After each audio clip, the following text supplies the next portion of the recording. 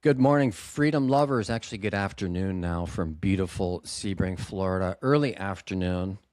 It's the National Baller League podcast. We are here to save our beloved country. So let's go. We are going to focus on the root of the 28th Amendment that's upcoming to be ratified very shortly. I wish it could be done yesterday, last year, but it might be tomorrow or this year or 2027, whatever it is. It's going to happen because George Washington and James Madison intended it to be so. But before we get there real quick, just a brief explanation of the 28th Amendment, kind of, exactly what it is, because we've yet to cover it in detail, how it came about, exactly what it is, and how we're going to get it enacted. No, I got my new New York Giants hat on today, so this is all pretty exciting. We're going to have AP76 hats, which I hope to wear soon enough. But until then, go Giants. Okay, the 20th Amendment. So what's the best place to start? James Madison. Let's start with the primary author. James Madison and George Washington were the primary authors, but James Madison was also our nation's fourth president. And he was a key contributor, of course, to our Constitution. Here's a quote from James Madison. This ambiguity as to the number of representatives is a great defect in the plan. So they left the number in the House of Representatives, 100 in the Senate, obviously executive branch, 2, president, vice president. But the House of Representatives was in the Constitution a mathematical ratio. There will be, because the population was likely to increase over time, which in fact it has since 1776, but the representation was going to increase as well with the population, so that we, the people, never lost control of our government as we have today. And these people, the Republicrats, politicians, are running this joint, not in our best interest, you and me and we the people. So that's what James Madison was talking about. The ambiguity in the number of representatives in the House is a great defect in the plan, particularly that it should not be left in the discretion of the government to diminish them. What have we done, America? We have left it to our government to diminish the number in the House of Representatives. James Madison wrote, don't do it. What have we done? Exactly what? Not only have we not enacted what they wanted, but we're doing what they said don't do. So we're here to fix that. So we're suffering exactly from that. What's the number in the House of Representatives? 435, capped in the early 1900s. Why? Why 435? Why not 390? Why not 482? It just happened to be 435 at the time. So the corrupt people in Congress, bunch of white guys. I don't know there was one woman in 1910, in the early 1900s. I don't know there was one person of color or someone of another race other than white. I believe it was a bunch of white guys, whatever. They capped it at 435 members. Our intention, the intentions of our founders, was violated back in the early 1900s. And to this day, how much do we have in debt? 39 trillion. To this day, we suffer because of that action back then. We had zero debt back then. In fact, there's a number of things that happened in 1913. That's another topic for another time. So to stay focused on what will be the 28th Amendment, what James Madison proposed was called Article the First. James Madison and George Washington, all of our founding mothers and fathers, bless their souls, were very tired. They just wanted to go home after they passed the Constitution. And they agreed when they came back for the first group meeting that they would address the Bill of Rights, what became the Bill of Rights. There was 12 fundamental proposals that they gave.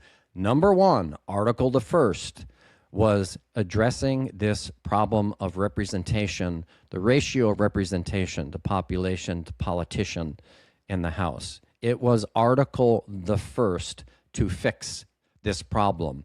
George Washington and James Madison fretted about it. George Washington actually changed. You can see the smudge on the paper version of the Constitution. Originally, it was 40,000 to 1. You can see the smudge where he changed it to 30,000 to reduce, to have a greater representation for we the people. So that was the bottom, the low side. To create the high side of the collar, that was Article the First. So at the time, we didn't even have population that 1 to 30,000 was a concern. But they knew, they sensed that the country was going to grow if we followed what they suggested, which we're not until we implement this. So the idea with Article the First was to put the high side of the collar on it. So Madison proposed this, that it would have the other side of the equation. Federalist Papers, I put it back up there.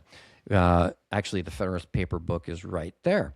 Federalist Papers 55 to 58. Open them up. Check out John Jay, James Madison, I don't know, whoever. I think 3 people were primary authors of the Federalist Papers.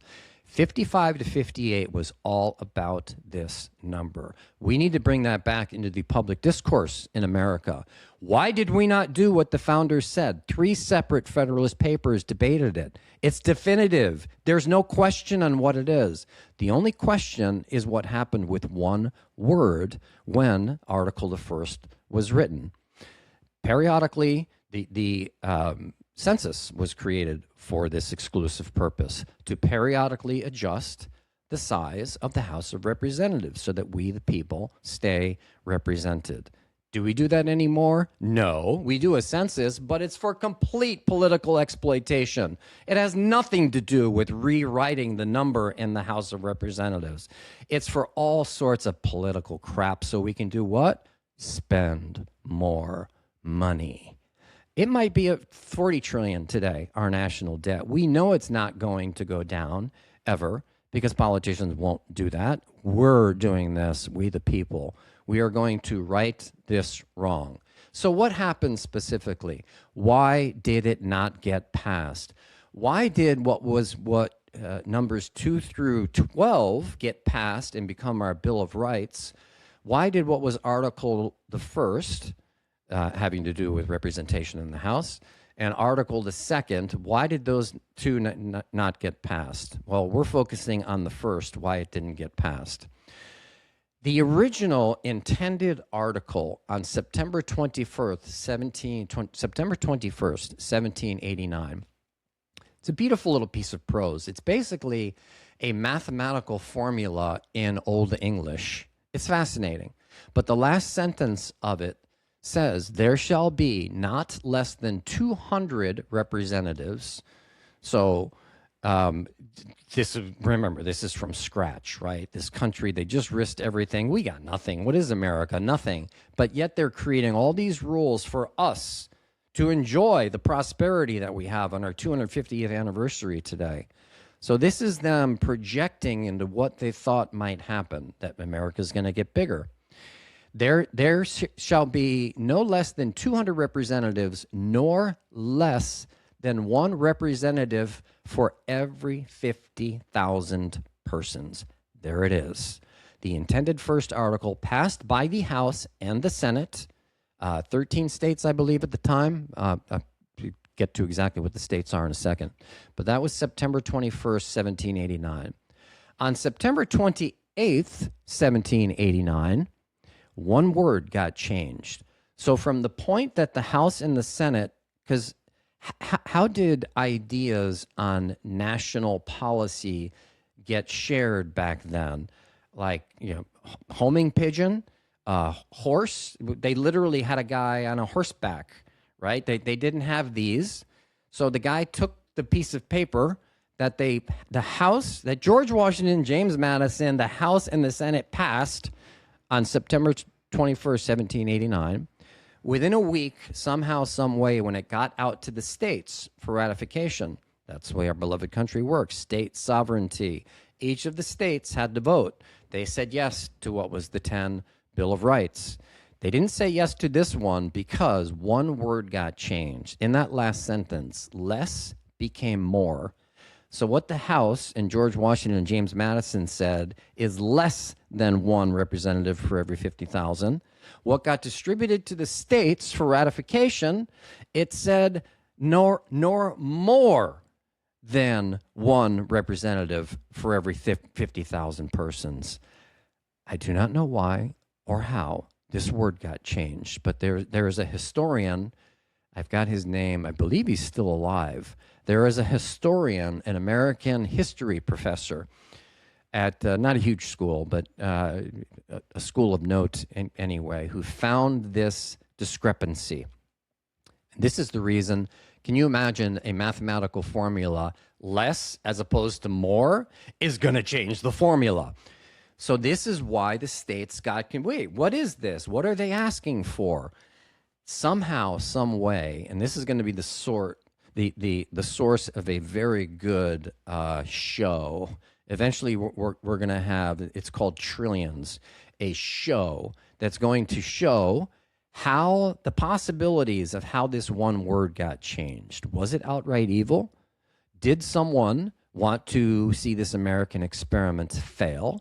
Did someone just take a little piece of whatever they wrote back then? How does the word less get changed to more? But it got changed in that 1 week period. That's when America began to disintegrate, such that we are still to this day with $39 trillion in debt, plus. That 1 week period from September 21st to September 28th in 1789. How did the word less versus more get changed in Article the First? In the end, who cares? Because it's our job to fix it today. We only need 27 more states. You know, it's 250 years later. We're still suffering from that wrong. Then we let the House of Representatives pass a law upon itself, capping it at 435 in complete violation of what James Madison and George Washington wanted. What is going on here, people? I mean, we're so busy. We got kids. We got a business. You got all the things you want to do in your life because we're so spoiled in America. We are so spoiled. This golden goose that I was born into called America happened to be in the town of Connecticut. That's an actual license plate, by the way, on a car that I had back in 1993. It says, Wahoo. What a gift of being born into this country. Certainly the state of Connecticut. I like Florida more now. But originally, we were born into this place to do what? Make it better than when we found it. Any man in America, you tell me how $39 trillion, you tell me what the federal debt was when you were born. I was born in 1965. It was in the billions. It was like 860 billion. What is going on? Why do we have 860 billion in debt? Thomas Jefferson said we're doing what if we allow our national government to take on debt? Swindling futurity. Why are you swindling futurity? You tell me you care about your children, you care about your kids' friends. I don't think it's true because you're not doing anything about swindling futurity, about at least stopping the $39 trillion in debt. Oh, there's nothing we can do about it. Wrong. We can pass the 28th Amendment now because George Washington and James Madison wanted it passed. So all we're doing is following the will of our founding fathers. We are changing the errant more versus less. For whatever reason, back in 1789, it happened. And it was in 1913, in fact, it was our 63rd Congress who capped it at 435. I would use an expletive, a bad word for these people. But again, this is a family-friendly show. You corrupt. Can I use SOBs? You corrupt SOBs. Why did you cap our House at 435 people? No, back in 1913, how did information get disseminated? Who knew? Did Americans vote? What happened? It was a lot like the inception of the Federal Reserve Bank. In silence, in quiet. No one knew about it.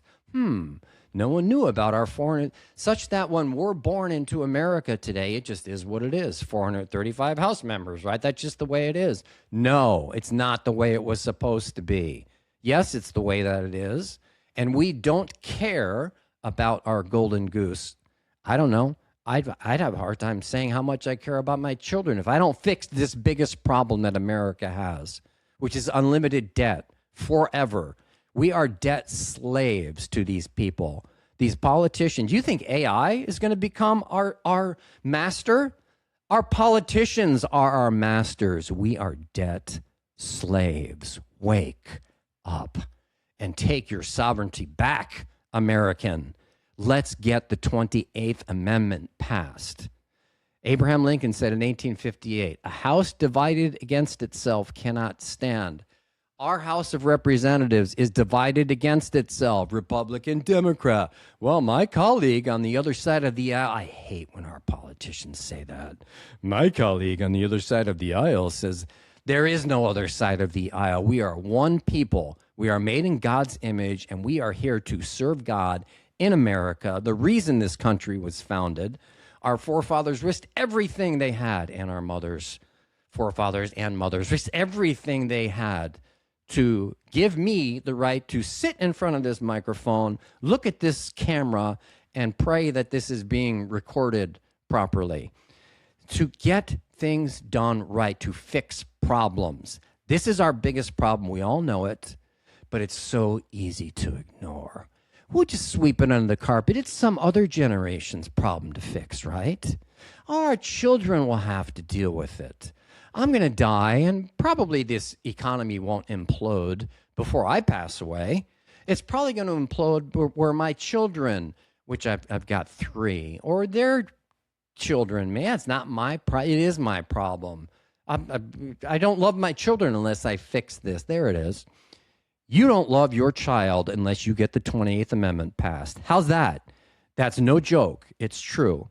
Today, we are out of control of our federal government, and it's a problem glaring in our faces, red light, that it's time to fix it now by getting the 28th Amendment ratified.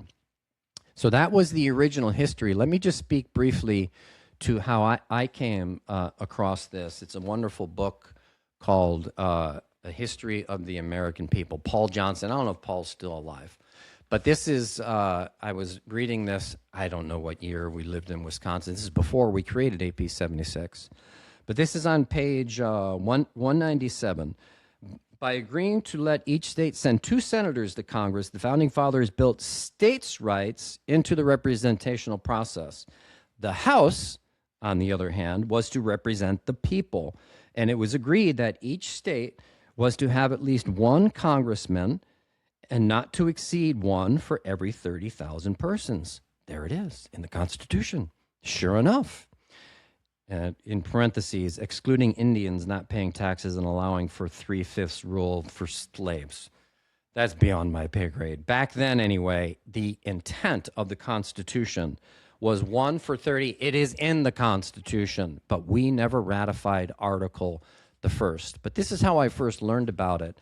And then Mr. Johnson, bless his soul, never says anything else about. So when I read this, I'm like, wait a second, that's not how we do it. We got 435. We're capped just like the Senate at 100. What? This is not what they said. So eventually I started researching it. And to this day, it has not been enacted. I wish someone else would enact it. I wish I didn't have to spend time on this, or AP76, or the wonderful people that are involved, but no one is doing it. Our politicians won't do it. I can guarantee you that, because if they were, they would have done it decades ago. They would do it today. Which member of the House of Representatives, hey, let's give them the Senate too. Which senator or member in the House of Representatives is saying go back and read the will of James Madison and George Washington? Which one is saying reduce our debt? Which one cares to get the 20th Amendment ratified so that we run this country for the first time ever the way our founding fathers intended? Which one? None. Zero. Not even Thomas Massey. So we, the people, are here to fix the problem that never got enacted. Less versus more. Why did that? Who cares why it got changed? It got changed. That's the reason the states were confused. That's the reason that it did not have the sufficient number of states to get it passed, to get it ratified. Now, there were states and I don't know if this is a good thing or a bad thing, there were states that ratified it anyway. It kind of says, wait, were our politicians paying attention? But the states that did ratify it, the first one to ratify it was December 19th, 1789. It was Maryland. Thank you, Maryland. North Carolina, December 22nd. South Carolina, January 19th. New Jersey, Virginia, New Hampshire, New York. Hear that, Commie Mom Donnie? Yes. New York actually voted to ratify Article the First on March 27th, 1790. Rhode Island, May 2nd, 1790. Pennsylvania, September 25th. Vermont, November 4th, 1791. And then, surprisingly, Kentucky has also ratified it already. So this is why we don't need a constitutional convention.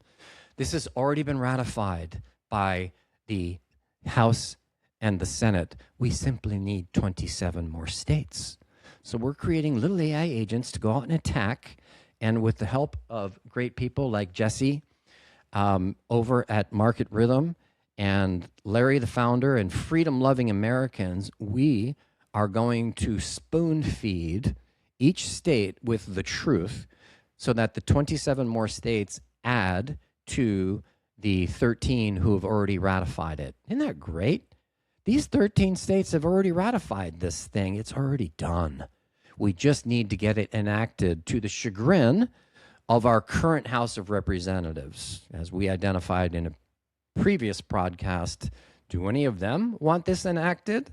Does Brian Mast here in Florida want? Hey, Brian Mast, why don't you go get Article the First enacted? Or better yet, let's you and I have a debate. Let's any politician, any senator, Trump, let's have a debate. Trump, why aren't you calling for the 28th Amendment to be passed and ratified right now? Come on stage. How about your kids? I'll take all your kids on at the same time on a debate stage. 10 of you versus me. I don't care. This is truth. 1 + 1 is the side to be on because it equals 2. That is what we're dealing with. 1 + 1 don't believe any politician. Don't believe any corptocratic shill that it's intended our House is 435. Yeah, let's debate why and how 435 came about. Why it is factually against the will of George Washington and James Madison, and why it creates so many problems. Why it is the #1 thing we can do in our country to fix the problem. We all know there's problems in this country, America. We know the good that we can bring out to other places, in our communities and other countries around the world. There are actual starving people in bad situations. And look at us. We're so spoiled in this country. How can we live the way we live on $39 trillion in debt? How many billions were stolen from our government in Minnesota and California and New Jersey? Probably here in Florida. We seem to be a little bit better at presenting political fraud here in Florida, but I'm not sure. DeSantis is no saint. But we let all of this happen. You know what $1 billion could do for someone in Nigeria? Or someone in Lesotho? Or probably pronounce that country. Or the countries we've never even heard of? $1 billion we could have sent out to people. And yes, there's corruption there too, but we could put the proper controls on it. Billions of dollars we are wasting. We are wasting billions of dollars when it could help people around the world and in our country.